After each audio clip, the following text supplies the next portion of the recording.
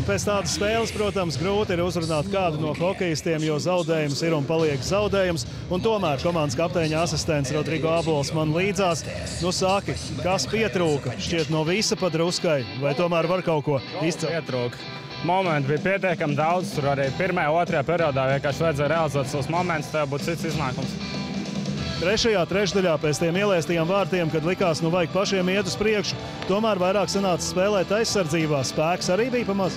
Varbūt, nu nezinu, pretinieks labi nospēlēt, tāpat nost viņiem. Mēs varbūt tās kaut kur nepietiekami aktīvi, varbūt negribējām. Nu, pretinieks šodien gribēja vairāk, viņi vakar zaudēja un 2 spēles pēc kārtas vinnēt ļoti grūti. Jau piekdien nākamā spēle pret Zalcburgas Red Bull, turklāt agra dienas spēle. Pagūsiet atjaunoties? Nu jā, tagad 2 dienas brīvs. Rītā aizbrauksim uz hali, izņemsim kļūdas no šīs spēles, un jau piekdien būsim gatavi. No pagājušās sezonas play-off arī kaut ko ir vērts atsaukt atmiņā? Nu, komanda, var teikt, tāda pati ir.